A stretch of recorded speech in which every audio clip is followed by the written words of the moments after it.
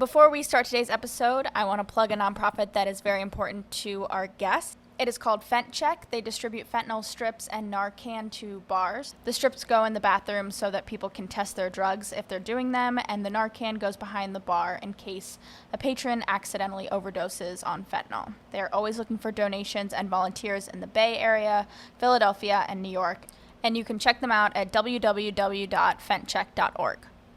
Do you have an unexpected story to tell or know someone who does? We'd love to have you on the pod. Please apply at pleasedon'ttellanyonePod@gmail.com or follow our application link in bio of our Instagram, Please Don't Tell Anyone Pod, or TikTok account. So finally I pick up the phone and I'm like, hey, what's up? And it's my next door neighbor. And he is like, hey, the police are at your house. And he goes, hold on. He goes, no, that's the FBI.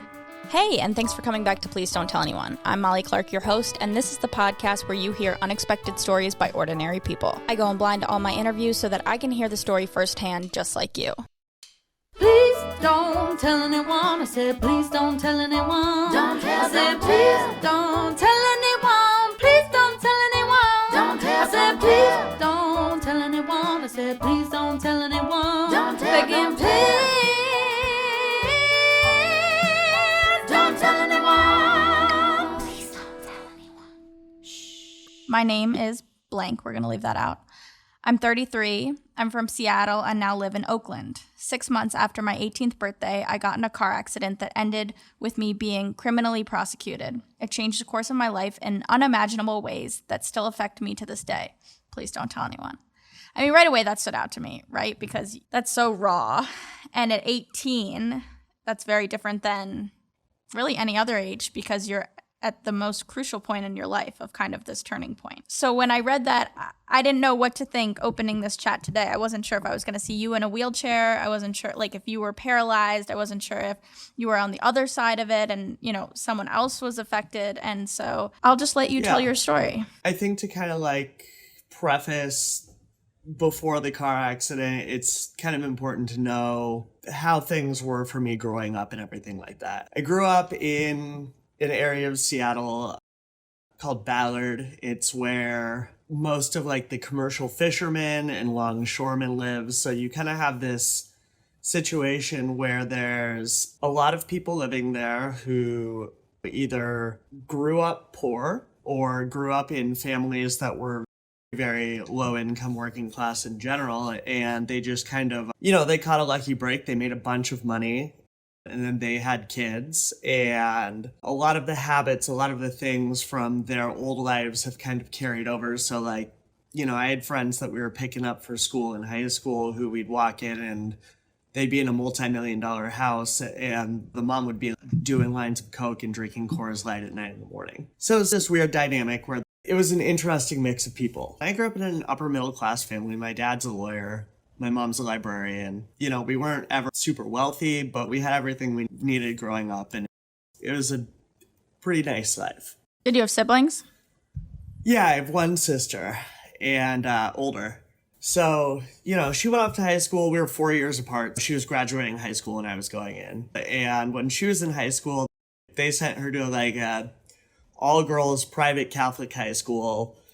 But on the weekend, she was hanging out with all the kids that went to the public school in our neighborhood. And so that was kind of my first introduction to the people in our neighborhood. And, you know, I was meeting these people that were graffiti artists and drug dealers. And she was taking me to parties when she was supposed to be babysitting me when I was 12 years old. And they were like getting me drunk and, you know, anyway. So growing up, it was kind of this weird dichotomy where on one hand, I was always in private Catholic schools and I was around kids like that. But then on the other side of things, most of my friends were from the same school that were where my sister's friends were from. And so it was like this kind of weird double life situation. So, you know, I got through high school. I got into a 4-year university that's in my hometown. And I mean, at this point, I had kind of already been getting in trouble, little things like, you know, getting caught with weed by my parents or whatever. And they desperately wanted me to leave Seattle.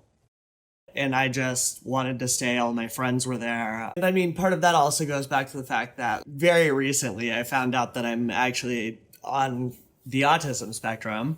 And my entire lifetime, I had a really hard time relating to like a lot of people. It was really hard for me to make friends. The friends that I did have were like, you know, my best, closest friends that I didn't want to be separated from.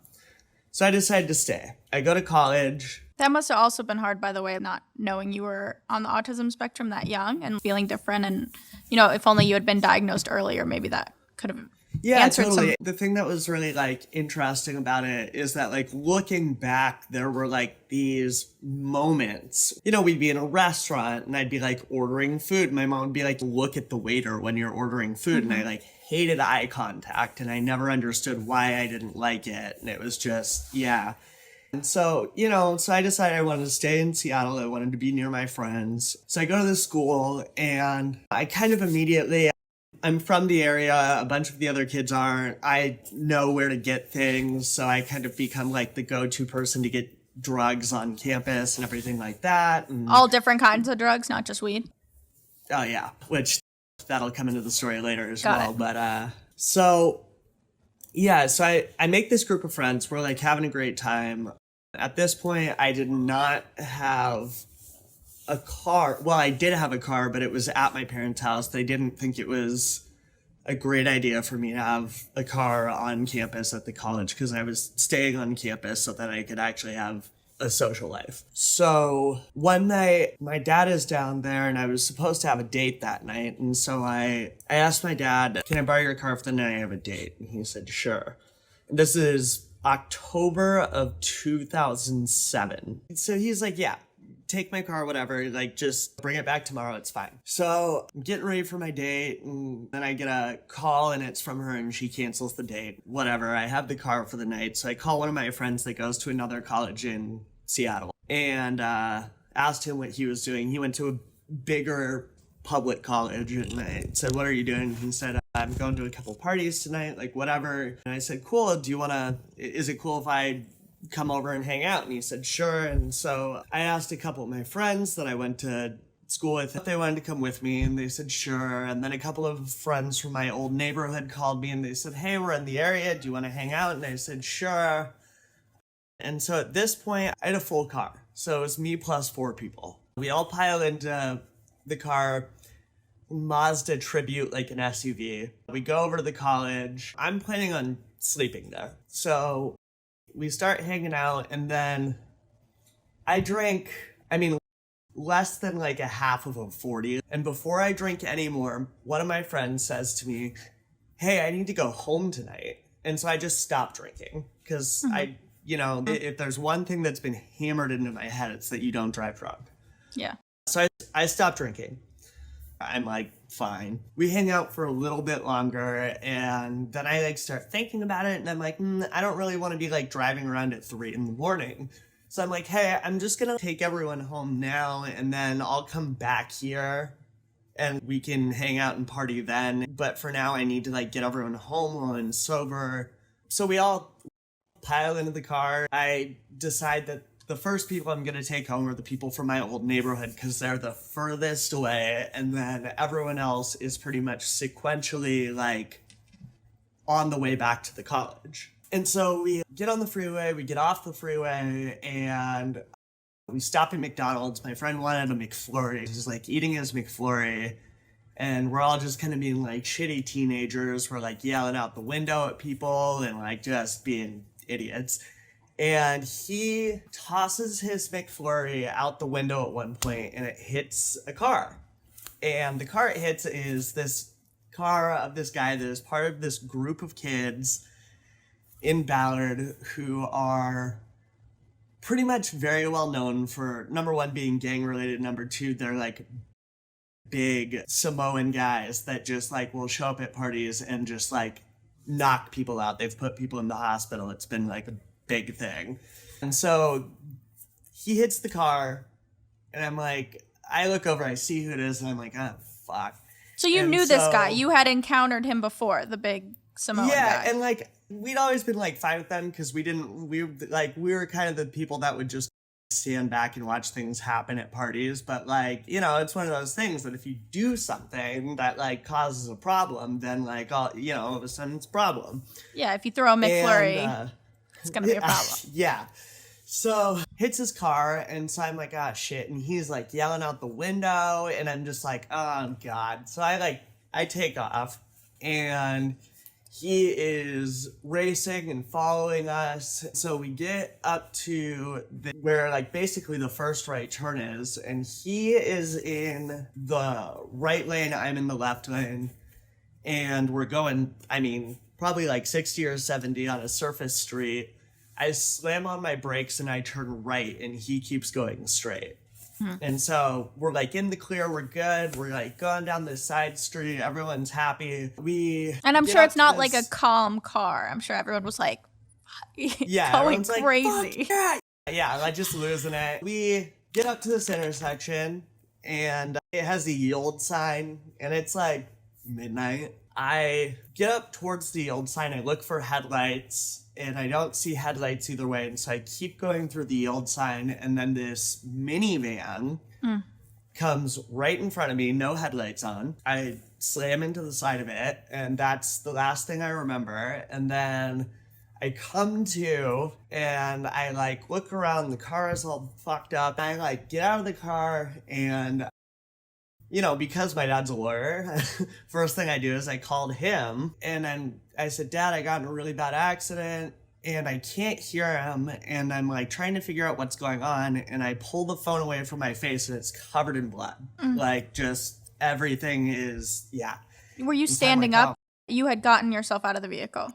Yeah, I was standing up, and so... But yeah, you hadn't like covered in assessed blood. the situation yet. You had just called your dad. No, yeah. So... it's just like still soaked in blood, and then like I feel my forehead because it hurts, and I'm like pulling it down, just like another handful of blood, and I'm just like shit. And so then I like wipe the phone off, and I put it on the other side of my head, and I'm like, hey, you know, I'm by this park. Can you come down here? And so he's sure, I'm on the way. What I didn't know at this time was that one of the people that was with me had a backpack full of beer in the trunk. So when we crashed, that exploded everywhere. At this point, we're starting to realize that there are like some kind of serious injuries. No one is on the verge of dying, but people need to go to the hospital. So they pull the girl that's sitting in the middle seat. This is back before the middle seats generally had shoulder straps. It was a lap belt. They pulled her out. I just remember looking over, and she was like laying on some grass next to the car, screaming. And one of my other friends is kind of like wandering around, just like completely out of it. I kind of black out at that point, and I come to on the back of the ambulance, and I'm talking to this cop, and he says, well, your car reeks of beer. And I said, you know, I didn't really drink tonight. You know, I was with other people. Someone must have had beer. I don't know. And he said, okay, well, you know, we have to take you to the hospital. We go to the hospital, and we're all in the same emergency room in different areas getting worked on. Your entire car? Yeah, my entire car. And I don't know what's going on with the other car at this point. So I can like hear her screaming, like I can hear one of my other friends like talking to them and like crying, and he's like a pretty tough guy, and so I was like, you know, getting pretty freaked out. There's a cop standing next to my bed being like, well, you're going to jail after this, like blah, blah, blah, blah, blah. And I'm just like, what the fuck is going on? On the outside of all of this going on, my dad is now in the emergency room. The prosecutor for traffic-related offenses in Seattle is already there, and my dad is trying to get back to see me. The police won't let him back to see me. She's saying, well, you can visit him in prison. You don't get to talk to him right now. The cops are like sitting there talking shit to me. They're like, oh, they're gonna love you, and they're like blah blah blah blah blah, the little white boy. And so at that point, I just like flip out. I don't remember exactly what I said, but I was like, I'm gonna kill myself. And that kind of doesn't get addressed at that time. They stitch up my forehead. They handcuff me. They're leading me to a cop car. They get me into the cop car. We're about to leave the hospital, and this nurse runs out in front of the cop car, like, stop. And the cop's like, what? What's going on? And she's like, he said he was going to kill himself. We can't let him leave the hospital. And so they pull me out of the cop car, they unhandcuff me, and they put me in the psych ward. I'm in the psych ward for 2 days, and they're like feeding me a bunch of Valium and all sorts of shit. But at the end of the 2 days, they were like, well, we've assessed and decided that you're not a threat to yourself, so we're going to release you. And I guess they were supposed to release me to the police. Instead, they released me to my parents and just like let me go home. At this point, my dad talks to one of his friends who handles this kind of law.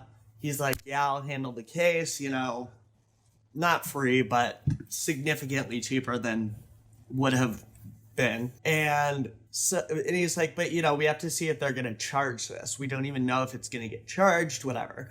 At this point, like, more information starts coming out about the other car. It is mother and her 2 kids who are both under the age of 10 years old. Like, literally the worst. Yeah. And like, not only that, but like, listen, I don't want to tell people how to parent, but like, what the fuck are you doing driving kids around at like past midnight in a car with no headlights? To be clear, are her and her children okay?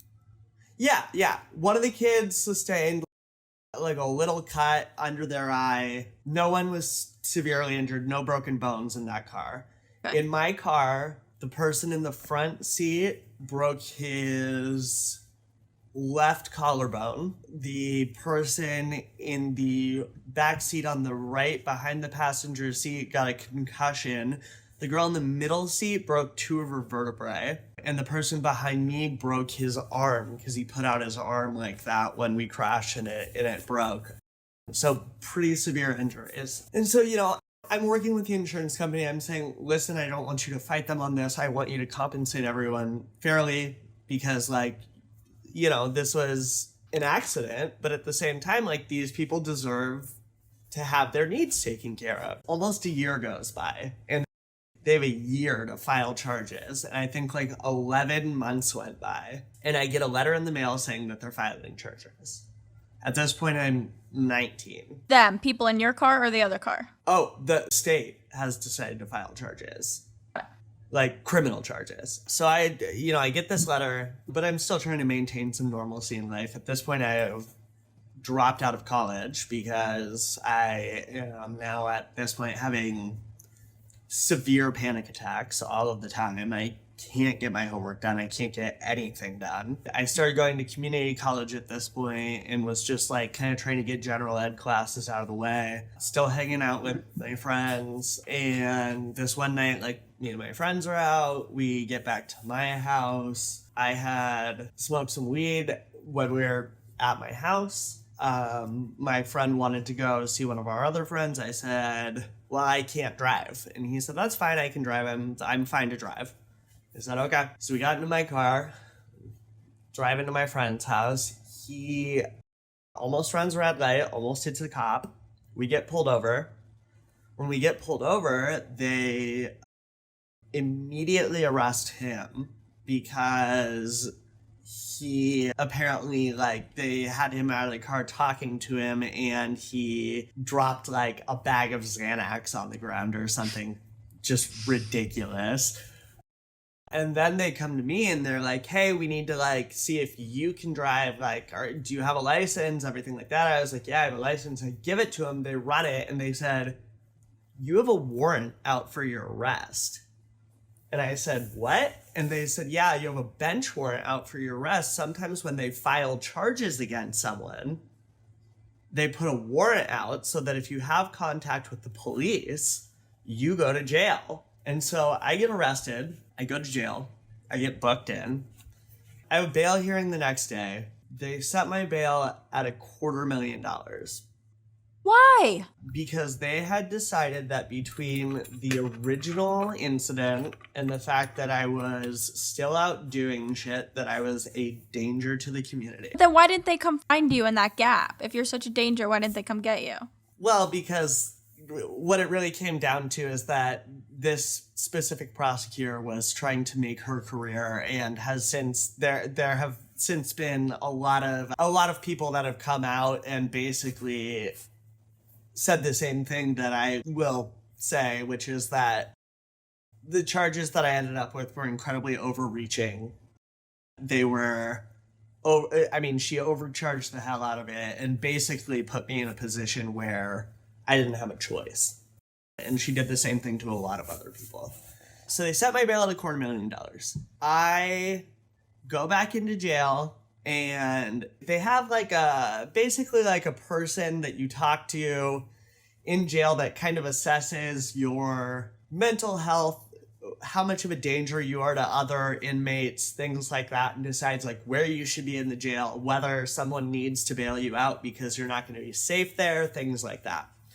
I talked to her, and she says, well, who would be paying your bail? And I said, well, I don't think it's possible, but it would be my parents. So she says, okay, give me their number. She calls them and she says, look, you need to get your son out of here. He is mentally struggling. I think he is a danger to himself. I don't want to say that to anyone else in here, or else he's going to end up in a room with no clothes under 24-hour observation. Why did she think you were a danger to yourself? I was distraught. The entire time that this is going on, too, every single time there is any contact with this prosecutor, which there was at the bail hearing, and she had kind of been talking to other people in the legal community that my dad knows. She was basically telling them that she was going to crucify me. It's my first time in jail also, and so I'm just really freaked out. And, so she tells my parents this. My parents go to a bail bonds place. They said, yeah, we can do it for, I think it was 3%, which is, it's still a decent amount of money, but it's not $250,000. Yeah, no, it's a few thousand, right? Yeah. And so they bail me out, and then there is another hearing right after I get bailed out where the prosecutor is pissed that I've been bailed out. And there's another hearing, I think it was my pro se, which is basically the hearing you go to before your actual trial or anything starts. Mm-hmm. And we go to that. She makes an argument that I am a danger to the community, that I should not be out on bail. I get remanded and sent What does back to jail. What does remanded mean? So remanded means that they take away your bail. You don't have a bail anymore. You can't get bailed out. You are in jail. Do you still have to pay back the bail bonds that you've gotten a loan from? So the way bail bonds work generally is that they require a certain amount of money from you. Yeah. You give them that money, they pay the whole amount. Yeah. When you either get sentenced and go back to jail, or, you get proven not guilty, the jail gives them back all of the money, but they keep the money that you gave them. Got it. So always the jail pays back the bond place, not you. Yeah, well, yeah, except if you go on the run, that's why bounty hunters exist, because the bail bondsmen don't get any of their money back, and then they're out $250,000 while you're in the wind in Mexico or wherever the hell you are. Got it. So, but either way, if someone, just because now this is education for me, if someone goes to jail, to prison, or if they are innocent, it is the jail that is paying back the bond place, not the person who asked for the bail bond. Oh, I didn't know that. Okay. Correct. Fun fact. So, but they keep the original amount of money what that you had to get. So they probably love people with high bail bonds because then they get paid up. Oh, yeah. Okay, great. Yeah.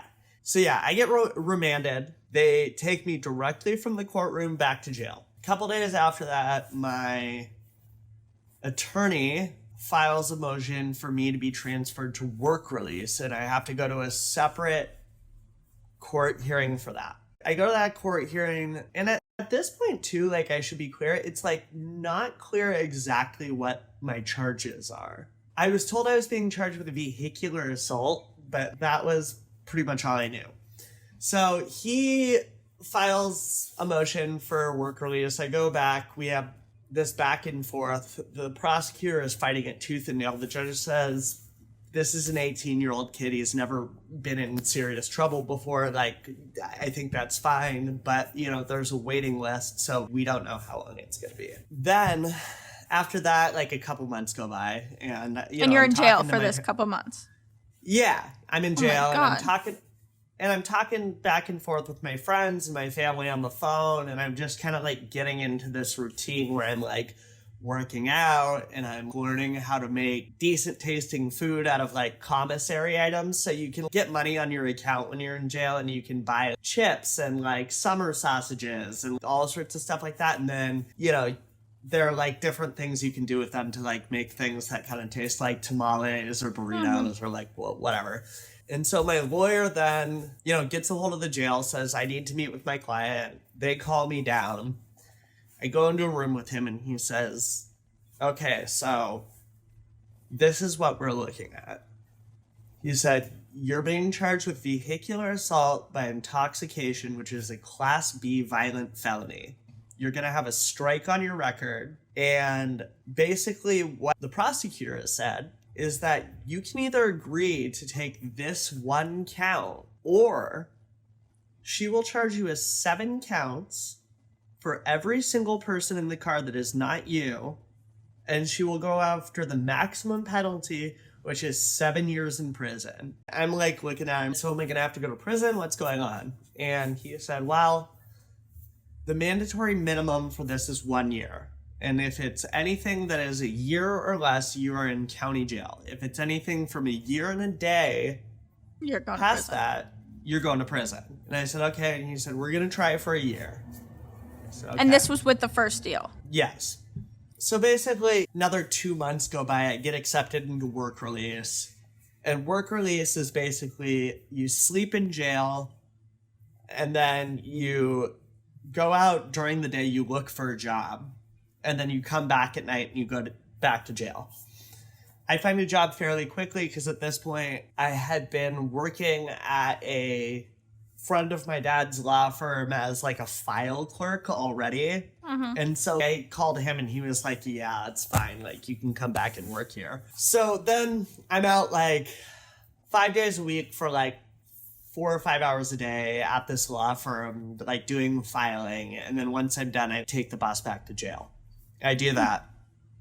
And the trial is still going on. Like negotiations are going on. All this is going on. Finally, she's like a prosecutor. She's like, we'll do 1 count of vehicular assault by intoxication. It's going to be a violent felony. You will have a strike on your record. If you get 2 more, it's life in prison. And that's that. And so, like, while this is going on, too, the smartest thing my lawyer did is that he never fought to get me out while all of this was happening, because while all of this is happening, I'm racking up time. And so, I have like 4 or 5 months down already. And so he keeps like pushing it out, continuances, pushing it out, continuances, all this stuff. And then while all of this is happening, my mental health is getting way worse. Yeah. Basically, it comes down to sentencing day, and I have like less than a month left in what would be a year sentence at that point. And I get sentenced. The judge says, I'm giving you credit for time served. You're done. Did they breathalyze you that night? I got a blood test done. I had a 0.02 blood alcohol level. So, but they considered that intoxicated. I was under 21. Oh, shit. I didn't think about that. Yeah. Zero tolerance. So yeah. But now I have a felony. I'm 20 years old. Prior to working at my dad's friend's law firm, I worked as a dishwasher in some kitchens at restaurants. And, I kind of knew that was an industry you could get into where there aren't background checks. You can kind of just do whatever you want. Yeah. And so I got into culinary school. I went to culinary school. While that is happening outside of school, number one, working in a restaurant that has no shift drink policies, so they are just giving us drinks through our entire shift. I'm working with a chef that is very addicted to cocaine, and me and him are just doing tons of coke together. It is at this point that I find out that our dishwasher is supplying the coke to my chef, and that the dishwasher's brother is basically the lead man for a cartel that has things set up in Washington. And at this point, I am, mental health-wise, spiraling. I am not making enough money at work. I see where this is going, by the way. Yep. They say when your mental health is low to join the cartel. Yeah. Oh, yeah. So, yeah. So I'm not making enough money at work. I've moved out of my parents' house at this point. I'm living at one of my friend's houses paying rent. And so I start selling for him. And I'm starts off with, I'm getting an ounce every 2 weeks. And then from an ounce every 2 weeks, it goes to, an ounce every couple days. And then before I know it, I'm selling probably about a half pound of Coke every day. And getting really far up there. It got to the point where I was making anywhere from $10,000 to $15,000 a week. Oh my God. Yeah, it was. I hate to say this, but it sounds like you're a very good salesman. Yeah, well, it's just. If this were any other product and you had that level of sales, that'd be insane. Yeah, but no other product sells itself like that does. That's valid. And on top of that, I'm back in Ballard, and Ballard is very well known for just being full of cokeheads because if you work on the longshore, you get drug tested randomly and all the time, and coke stays in your system for 3 days. So all of the people that work on the longshore, they're making $100,000-$200,000 a year. They can't smoke weed. They can't do really any other drugs, so they just do tons of coke and they drink all the time. So it's very easy to sell this. I kind of get to the point though where I'm just selling it to other dealers, and I'm not dealing with customers anymore. Wait, so just another education for me, not in the drug dealing space or the bail bond space. So if you have the cartel and they have all of the drugs in the world, right? And then they give their loot to the guy, the dishwasher's brother. And then is he selling to you, or he's giving some to you and gonna say, I'm gonna take a percentage once you sell yours? So I actually refused to take fronts from them because I didn't want to end up dead. Back then it was very cheap too. I was getting ounces of Coke for $400, and it's I think the last time I talked to someone about it, it's $1,300 now. And then you were upcharging it? Yeah, well, I was getting it for $400 an ounce. There's 28 grams in an ounce. I was selling every gram for $40. So yeah, you make pretty much a little over double your money on an ounce. I just couldn't be a drug dealer because of the math. I would just completely fuck myself. Sorry, I'm just really fascinated with this for a second. Yeah. So then you would sell to another dealer versus the customer. Why? So the reason that I started doing that is because you're making contact with less people. Okay. And because those people have more to lose than a customer does. If a customer gets caught with a gram of Coke, they'll turn around and rat you out, because if it keeps them from getting a 6-month jail sentence, they don't care. If a dealer does that, number one, no one's ever going to sell drugs to them ever again. And number two, probably the person who I'm getting it from is going to find them while I'm in jail, and it's not going to be good. Those of you out there listening who want to start a drug selling business, now you know. Yeah. So at this point, mental health is in the toilet. I'm drinking, doing tons of Coke all the time. And the problem with doing those two together is that you never really realize how drunk you are. Yeah. So one day I get off work. I'd already done about an 8-ball at work. I'm hanging out with this girl that I've been seeing. We're having a great time. I drop her off at her house. I pick some of my friends up. I have 5 ounces of Coke in my trunk. I go drop it off to one of my friends who's buying it from me. We start heading towards another party. I've had a couple drinks at work.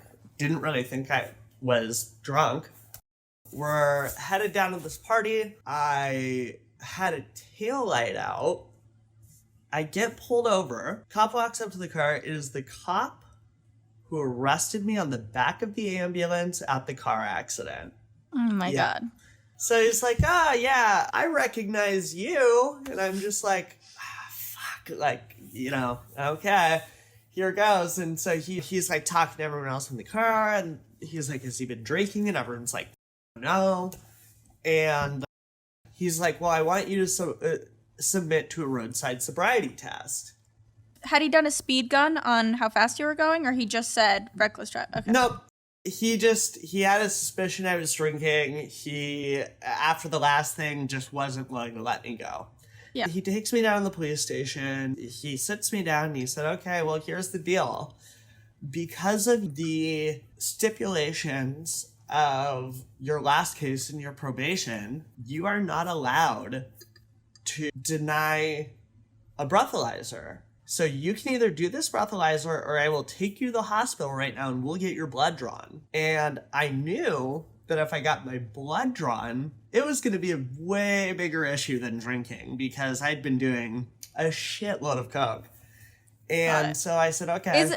Was that legal, what he was saying? It's iffy. And I mean, but it was kind of one of those things that in the moment.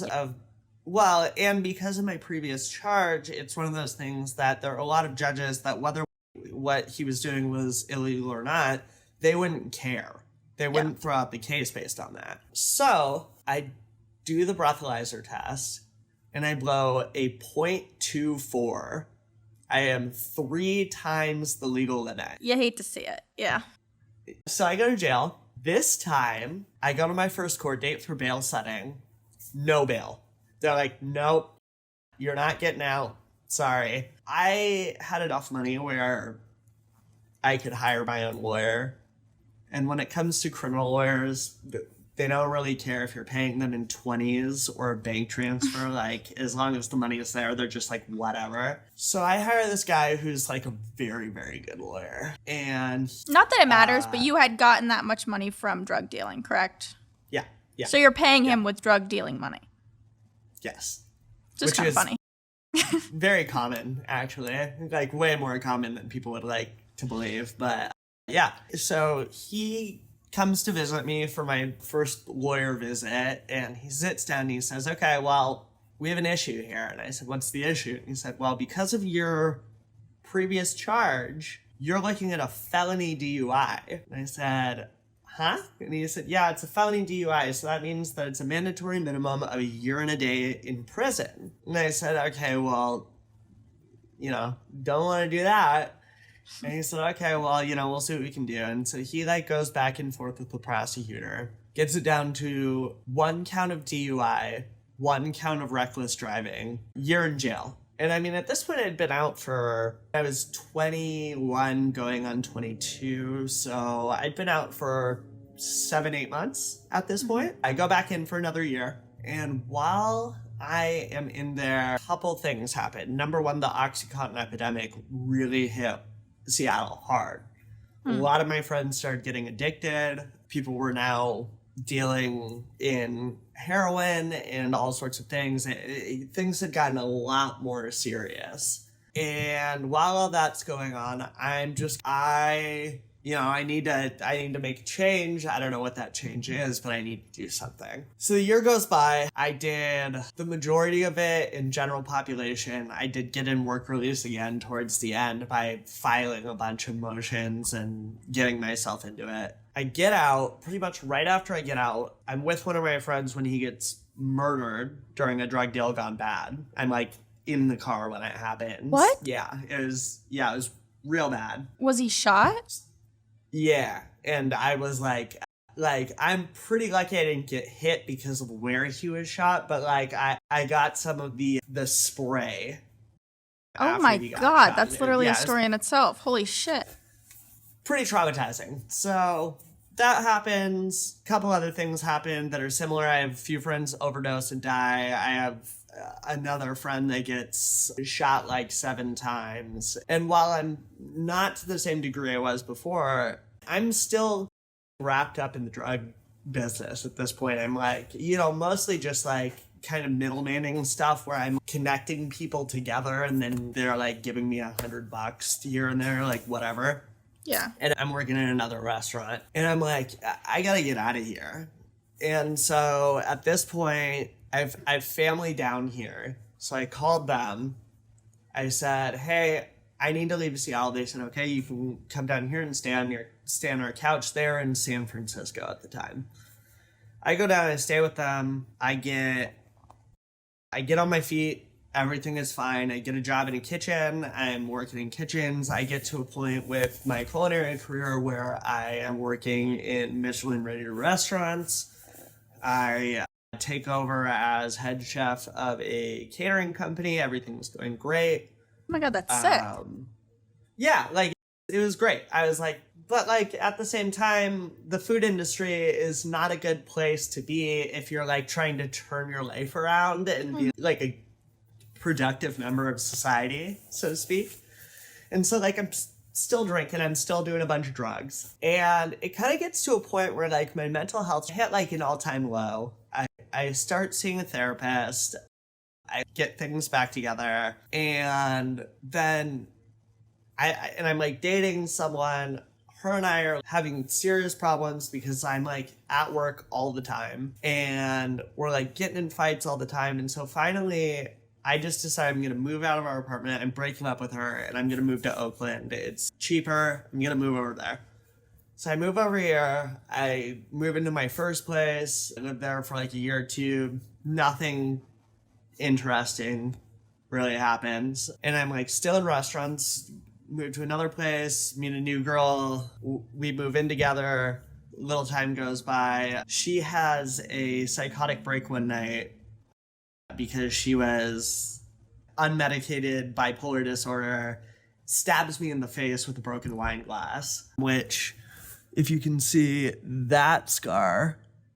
I mean, you'll be blurred for this, so it doesn't really matter, but yeah, I can see Well, it. no, I know, but yeah. Yeah, for me. So, yes. yeah, so that happens. So like I obviously break up with her, move out. I move into another house that is now like I don't know how familiar you are with Oakland, but it's in an area that is like deep East Oakland. It is basically where like every rapper that's from the Bay Area is from or talks about. It's a rough area. Lots of shootings, lots of drugs, but it's like I can afford to live out there.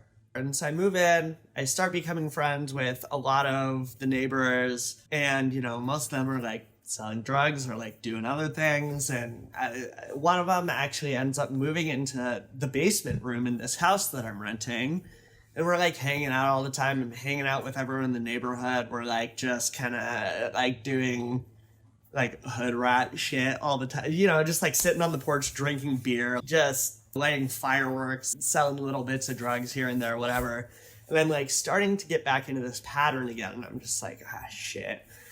And so this time I decided, well, I need to get out of the food industry. It's not working for me. And so I go and I get a job at the airport. And at the airport, I'm like unloading planes and I'm like doing all this stuff, and it's really like cool work. There's like planes landing like feet from me all the time. It's really interesting work. And so I'm there for a little bit and I'm like hanging out with my friends outside of work, and there's this one night that we're all hanging out, and I mean, these guys are all carrying guns all the time because like it's like that out there. And it's like, you know, if you've grown up there, you've been there your entire lifetime, there are people that you don't get along with. Everyone has guns. Like, you have to have one too, or else like you're probably gonna get shot. So we're like all hanging out in the front yard one day, and this police car drives by really slow, and then it gets to the end of the street and it starts turning around again, and this guy I'm hanging out with says, oh, I'm on probation, I'm not supposed to have this gun. And so he takes it and he's like trying to put it in the back of my pants so that if the cops come up, like, they're not going to search me because I'm like the one white guy. And while he's doing that, I'm like trying to stop him. And while I'm trying to stop him, and by the way, the cop has already passed at this point. They're gone. While I'm trying to stop him, it goes off and I get shot in the back. I get shot in like the back of my leg. And it goes in one side and out the other. Like, didn't hit any arteries. Nothing crazy. But yeah, but you still got shot. Yeah, whatever. But I like didn't even. It didn't hurt. It was like a very small bullet. We couldn't find the exit wound, and so we were like, oh shit, it's like floating around in my body. So I go to the hospital. The hospital immediately locks down because that's what they do when a gunshot victim comes in. They call the police come. They talk to me for a little bit, and I like give them some bullshit story because I'm like not trying to get my friend in trouble. And I'm like, oh yeah, I was like walking to the store and there's like a shootout, which is like something that actually does happen. But and I was like, and I like got on the ground and it like what went in like like the top of my butt cheek and like came out towards the bottom, like whatever. And they're like, yeah, okay. And they had decided at that point, because of the angle, that I had been carrying a gun in the back of my pants and I had tried to pull it out and shot myself. So then they did a little search of my record, saw that I was a violent felon. He like goes on my Facebook and sees that I like have all of this like leftist propaganda on my Facebook, decides that I am like stockpiling arms to raise a leftist militia in East Oakland. I don't know any of this is happening though. Like I think I'm in the clear and like everything's fine. So I go to work one day and I'm like I started work at 3 a.m. I got off at like 10 a.m. So I go to work. It's like 7 a.m. My phone is just like ringing off the hook and I'm like, what is going on? So finally I pick up the phone and I'm like, hey, what's up? And it's my next door neighbor and he is like, hey, the police are at your house. And I was like, I was like, oh yeah, like maybe they're just there because they like want to ask me more questions. And he was like, no, they're in your house. And I was like, what? And he goes, hold on. He goes, no, that's the FBI. And I was like, yeah. And I was like, dude, shut up. And I like hung up on him. And then one of my other neighbors texted me and sent me pictures of like basically what looks like, I mean, it's an armored vehicle, but it looks like a tank in front of my house and a bunch of dudes in like FBI jackets standing out front of my house. And I'm just like, oh, fuck. So I walk up to my supervisor, who is like also from this area that I'm living in. I'm like, hey, dude, my house is getting raided by the FBI right now. I have to go. And he goes, oh, been there. Have a good day. And I just like laughed. And I'm just like, oh, Jesus Christ. So instead of going home, obviously, because like the fucking FBI is in my house, I call a girl I've been seeing from Tinder. And As anyone would. yeah, of course. And I'm like, hey, can I come over? And she's like, sure. So I like show up at her house and she's like, what's going on? And I was like, the FBI is raiding my house right now. Fun thing to mention at this point. She is also a lawyer who at this point works for the federal government doing bankruptcy case. And so she's like, you can't be here. I'm a federal government employee. And I'm like, oh, fuck. I'm like, can I use your phone? Because I have my phone turned off. Because I'm like, they have to be like tracking my phone or something. I'm like, can I use your phone? She's like, sure. And so I like find a lawyer who handles federal level cases. And I like get his address. I'm going to go see him. I like call him and I'm like, hey, the FBI is like at my house right now. Can I come see you? And he's like, yeah. So I leave. I turn my phone on. I plug in the address. I get 6 blocks away and get pulled over by 5 cop cars. Guns drawn, like get out of the car, put your hands on your head, walk backwards, like the whole deal. And I'm just like, okay. So they get me in the car, they bring me down for questioning. I'm like sitting in the interrogation room and the FBI agent in charge of the case comes in. He said, hey, so do you want to tell me what happened on this night? And I said, do you have the transcript from what I told the police officers at the hospital? And he said, yeah. And I said, then no. And he said, well, do you want to talk about this? And I said, no. And he said, well, if you don't talk to me about this, you're going to jail. And I said, then take me to jail. And so he took me to jail, and I like luckily had a very good lawyer who talked to the prosecutor, like kind of gave him the down low on what had really happened. He was like, well, yeah, that's fine, but like this guy's a felony. He's not even supposed to be in the presence of firearms. So they ended up charging me with like possession of a concealed weapon, which was like a misdemeanor and made me go to like 60 AA meetings for some reason. And now it's like getting expunged and like everything's fine. So Now, after all of that, I don't drink anymore, which I think is probably the best choice. Yeah. Don't do drugs anymore.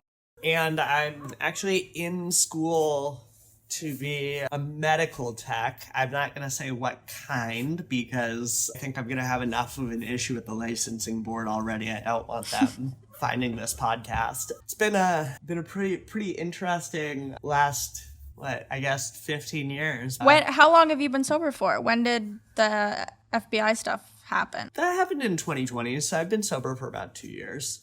Okay, that's awesome. Yeah, and I mean, it's like, when it really came down to it, I think that was a large part of my problems. The other thing is that I also started doing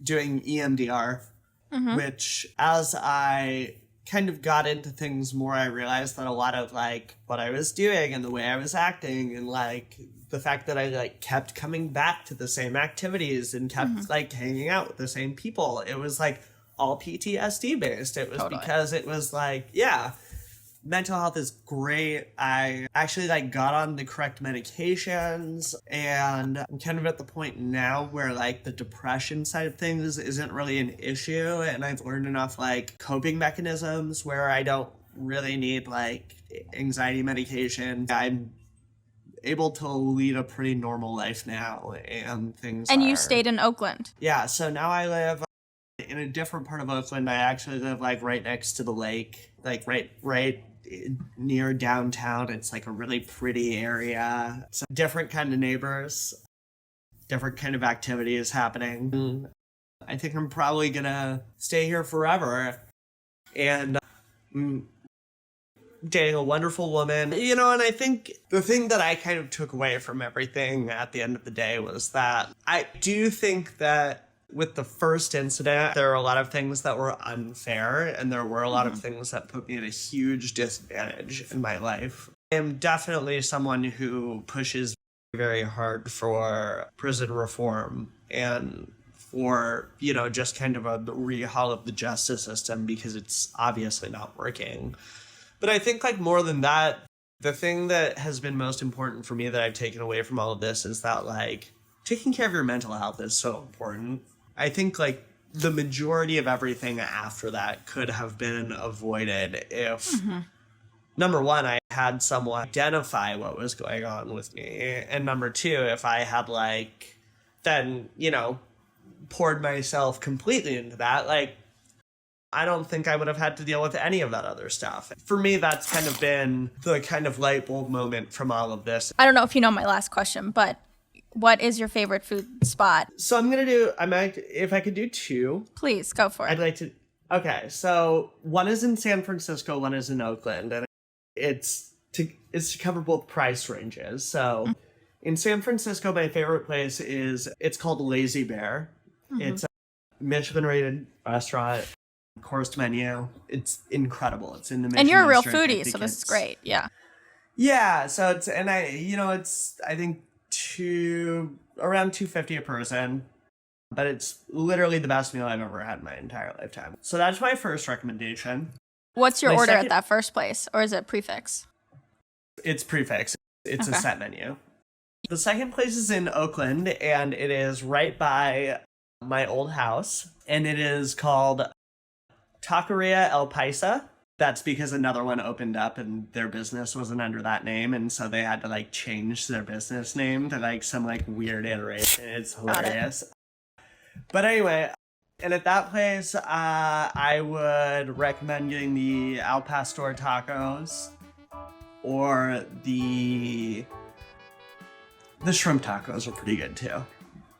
If you enjoyed today's episode, please rate and follow the podcast wherever it is you listen to it so that we can bring you more unexpected stories by ordinary people. And if you didn't like the episode, forget what I just said and just please don't tell anyone.